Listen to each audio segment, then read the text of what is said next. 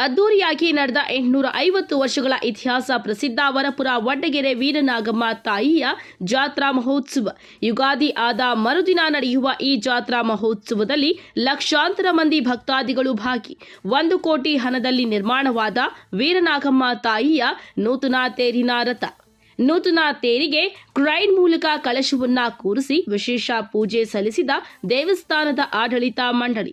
ಬಿಸಿಲನ್ನ ಲೆಕ್ಕಿಸದೆ ತನ್ನ ಮಗುವನ್ನ ಹೆಗಲ ಮೇಲೆ ಕೂರಿಸಿಕೊಂಡು ರಥ ತೋರಿಸಿದ ತಂದೆ. ತಾಲೂಕಿನ ವಡ್ಡಗೆರೆ ವೀರನಾಗಮ್ಮ ತಾಯಿಯ ಮೆರವಣಿಗೆ ವಿಗ್ರಹವನ್ನ ರಥದಲ್ಲಿ ಕೂರಿಸಿ ಸಾಂಪ್ರದಾಯಿಕ ಸಕಲ ಪೂಜೆಗಳನ್ನ ನೆರವೇರಿಸಿ ರಥಕ್ಕೆ ಚಾಲನೆ ನೀಡಿದ ಹನುಮಂತನಾಥ ಸ್ವಾಮೀಜಿ.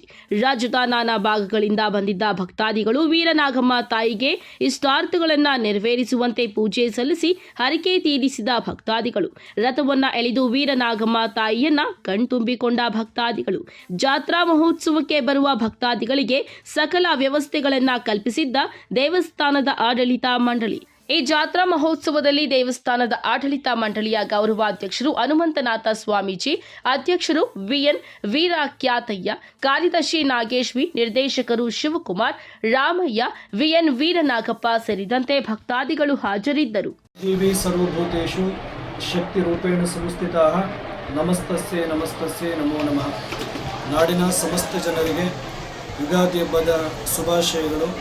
ಕೊರಟಗೆರೆ ತಾಲೂಕು, ತುಮಕೂರು ಜಿಲ್ಲೆ, ಕಸ್ಬಾ ಹೋಬಳಿ, ವಡ್ಡಗೆರೆ ಅರ್ಥಾತ್ ವರಪುರ ಶಕ್ತಿ ಆದಿಶಕ್ತಿ ತಾಯಿ ವೀರನಾಗಮ್ಮನ ಸನ್ನಿಧಾನದಲ್ಲಿ ಪ್ರತಿ ವರ್ಷದಂತೆ ಈ ವರ್ಷವೂ ಕೂಡ ಯುಗಾದಿ ಹಬ್ಬ ಆಗಿ ಮಾರನೇ ದಿವಸ ಜಾತ್ರೆ ನಡೆಯುತ್ತೆ. ತಮಿಳುನಾಡು, ಕೇರಳ, ಆಂಧ್ರ, ಮಹಾರಾಷ್ಟ್ರ 4 ಸ್ಟೇಟಿಂದ, ಕರ್ನಾಟಕದಿಂದಲೂ ಕೂಡ ಹೆಚ್ಚು ಭಕ್ತರು ಕೂಡ ಈ ಕ್ಷೇತ್ರಕ್ಕೆ ಬರ್ತಾರೆ. ಭಾಳ ವಿಶೇಷ ಅಂತ ಹೇಳಿದ್ರೆ, ಹಿಂದೆ ವರ್ಷಕ್ಕೊಂದು ಸಾರಿ ದೇವಸ್ಥಾನವನ್ನು ತೆಗಿತಾ ಇದ್ರು. ಈಗ ಪ್ರತಿ ಸೋಮವಾರ ವಿಶೇಷ ವಾರಗಳಲ್ಲಿ, ವಿಶೇಷ ದಿನಗಳಲ್ಲಿ ಪೂಜೆಗಳನ್ನು ಮಾಡ್ತಾಯಿದ್ರು.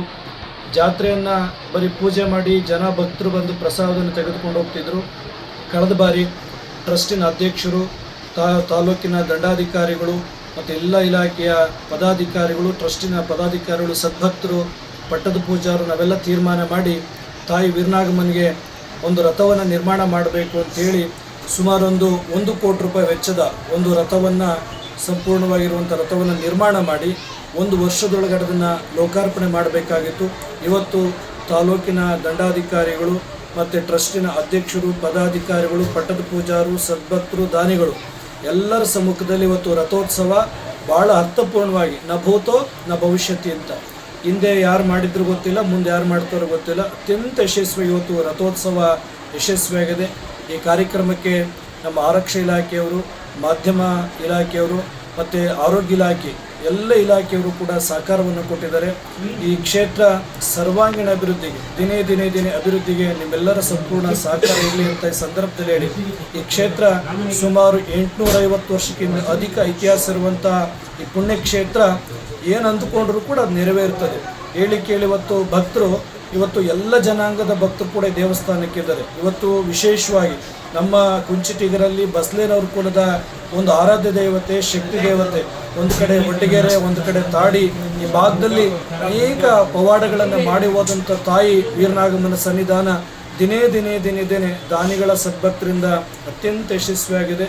ಈ ಕಾರ್ಯಕ್ರಮಕ್ಕೆ ಯಾರೆಲ್ಲ ಪ್ರತ್ಯಕ್ಷವಾಗಿ ಪರೋಕ್ಷವಾಗಿ ದಾನವನ್ನು ಮಾಡಿದ್ದೀರಾ, ಈ ರಥವನ್ನು ನಿರ್ಮಾಣ ಮಾಡಲಿಕ್ಕೆ ತನು ಮನಧನವನ್ನು ಸಮರ್ಪಣೆ ಮಾಡಿದರೆ ಅವರೆಲ್ಲರೂ ತಾಯಿ ವೀರನಾಗಮ್ಮನ ಸಂಪೂರ್ಣ ಕೃಪೆ ಆಶೀರ್ವಾದ ಸದಾಕಾಲ ಇರಲಿ ಅಂತೇಳಿ ತುಂಬ ಹೃದಯದಿಂದ ಹಾರೈಸ್ತೇನೆ. ಹರಿ ಓಂ ತತ್ಸತ್. ಇಲ್ಲಿ ಪ್ರತಿ ವರ್ಷವೂ ಕೂಡ ಯಾರಿಗೆ ಮದುವೆ ಆಗಿರೋದಿಲ್ಲ, ಮಕ್ಕಳಾಗಿರೋದಿಲ್ಲ ಅಂಥವರು ಇಲ್ಲಿ ಕಲ್ಯಾಣಿ ಇದೆ, ಅಲ್ಲಿ ಸ್ನಾನವನ್ನು ಮಾಡಿಕೊಂಡು ಬಂದು ಬ್ರಾಹ್ಮಿ ಮುಹೂರ್ತದಲ್ಲಿ ದೇವರು ಹೋಗುವಂಥ ಸಂದರ್ಭದಲ್ಲಿ ಇಲ್ಲಿ ನಡೆಮುಡಿಯಲ್ಲಿ ಮಲಕ್ಕೊಂಡು ಅವರು ಅಡ್ಡ ಮಲಗಿ ಅವರ ಹರಕೆಗಳನ್ನು ತೀರಿಸ್ತಾ ಇರ್ತಾರೆ. ಇವತ್ತು ಬೇರೆ ಬೇರೆ ಆಚರಣೆಗಳಿತ್ತು. ಇವತ್ತು ಧಾರ್ಮಿಕ ದತ್ತಿ ಇಲಾಖೆಗಳ ಅನೇಕ ವಿಚಾರಗಳನ್ನು ಬೇರೆ ತೆಗೆದ್ರಿಂದ ನಮ್ಮಲ್ಲಿ ಮಡಿವನ್ನು ಮಾತ್ರ ಈ ದೇವಸ್ಥಾನದಲ್ಲಿ ಆಚರಣೆಗಳಿದೆ. ಇಲ್ಲಿ ಮಕ್ಕಳಾಗದೇ ಇರೋರು, ಮದುವೆ ಆಗಿಲ್ಲದೆ ಇರೋರು, ಯಾವುದಾದ್ರು ಕಷ್ಟ ಕಾರ್ಪಣ್ಯ, ವಾಸಿಯಾಗದೇ ಇರುವಂಥ ರೋಗಕ್ಕೆ ತುತ್ತಾದವರು ಇಲ್ಲಿ ಬೇಡ್ಕೊಂಡ್ರೆ ಅತ್ಯಂತ ಶೀಘ್ರ ಗುಣಮುಖ ಆಗುವಂಥದ್ದು ಒಂದು ಪುಣ್ಯಕ್ಷೇತ್ರ. ಭಾಳ ವಿಶೇಷ ಅಂತ ಹೇಳಿದ್ರೆ, ಈ ವರಪುರ ವಡ್ಡಗೆರೆ ಒಳಗಡೆ ಮುಸ್ಲಿಮ್ಸ್ ಇಲ್ಲ, ಕೋಳಿ ಕೂಗುವಂಥದ್ದಾಗೋದಿಲ್ಲ.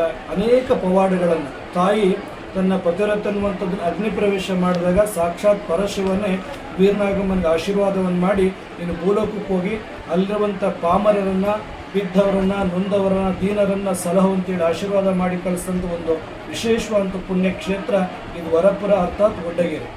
ಇವತ್ತು ನಮ್ಮ 33 ಬಂಡಿಗಳು ಸೇರ್ತದೆ. ಈ ಬಸ್ಲೇನವ್ರ ಬುಡಕಟ್ಟಿಗೆ 12 ಅಮಾವಾಸ್ಯೆ ಮನೆಗಳು ಸೇರ್ತದೆ. ಹಿಂದೆ 200 ವರ್ಷಗಳ ಹಿಂದೆ ಯಾರೂ ಕೂಡ ಬಂಡಿ ಜಾತ್ರೆ ಮಾಡಿರಲಿಲ್ಲ. ಕಳೆದ ಬಾರಿ ನಾವು ರಾಜಗೋಪುರದ ಉದ್ಘಾಟನೆ ಸಂದರ್ಭದಲ್ಲಿ ನಾವು 33 ಬಂಡಿಗಳನ್ನು ಸೇರಿಸಿ ಇಲ್ಲಿ ಆಚರಣೆಗಳನ್ನು ಮಾಡಿದ್ವಿ. ಈ ಬಂಡಿಗಳು ಶಿರಾ ತಾಲೂಕು, ಪಾವಗಡ ತಾಲೂಕು, ಅರಸೀಕೆರೆ, ದಾಬಸ್ಪೇಟೆ ಬೇರೆ ಬೇರೆ ಕಡೆಯಿಂದ ಕೂಡ ಮತ್ತು ಬಂಡಿಗಳಿದ್ದಾವೆ. ವಿಶೇಷ ಅಂತ ಹೇಳಿದ್ರೆ ಯಾವುದಾದ್ರೂ ಸಂದರ್ಭಗಳಲ್ಲಿ ಆ ಬಂಡ್ಕಾರರು, ಯಜಮಾನರು, ಅಮಾವಾಸ್ಯೆ ಪೂಜಾರರು, ಪಟ್ಟದ ಪೂಜಾರೆಲ್ಲ ಒಟ್ಟಿಗೆ ಸೇರಿ ಜಾತ್ರೆಗಳನ್ನು ಜಲ್ದಿ ಮಾಡುವಂಥ ಸಂದರ್ಭಗಳಲ್ಲಿ ಬಂಡಿಗಳನ್ನು ಆಚೆ ತರ್ತಾರೆ. ಒಡ್ಗೆರೆಗೆ ಸೇರಿದಂಥದ್ದು 7 ಬಂಡಿಗಳು ಒಡ್ಗೆರೆ ಗ್ರಾಮದಲ್ಲಿ ಇದ್ದಾವೆ. 800 ವರ್ಷಗಳ ಇತಿಹಾಸ ಉಳ್ಳಂಥ ದೇವಸ್ಥಾನ ಇದು. ಪುರಾತನ ಇದು ಓರಂಗಲ್ಲಿಂದ ವಲಸೆ ಬಂದು ಬೈತಪ್ಪ ಪದ್ಮಾವನ ಮೂಲ ಪುರುಷರು, ಅವ್ರ ಮಕ್ಕಳು ವೀರಕೇತರಾಯ, ಉಲ್ಪೇನಿಗ್ರಾಯ, ಉದ್ದಿಗ್ರಾಯ ಅಂತ ಕೂರ್ತಾರೆ.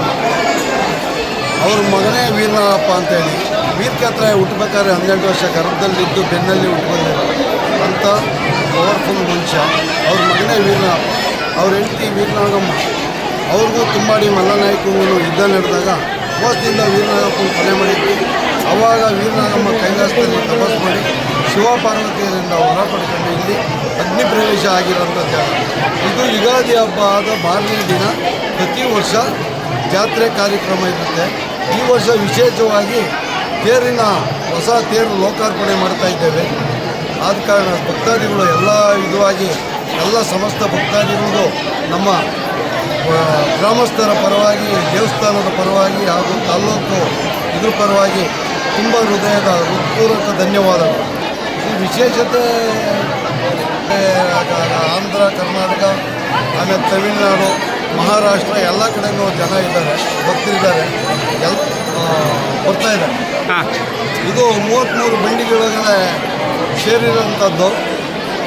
ಅದರಲ್ಲಿ 12 ಅಮಾವಾಸ್ಯೆ, 9 ಇದಿದ್ದಾವೆ, ಮಧ್ಯಮ ದೇವಸ್ಥಾನಗಳಿದ್ದಾವೆ. ಇವು ಹಂಗಾಗಿ ಎಲ್ಲ 33 ಬಂಡಿ ಜನಾಂಗಕ್ಕೂ ಸೇರಿರೋಂಥ ದೇವಸ್ಥಾನ.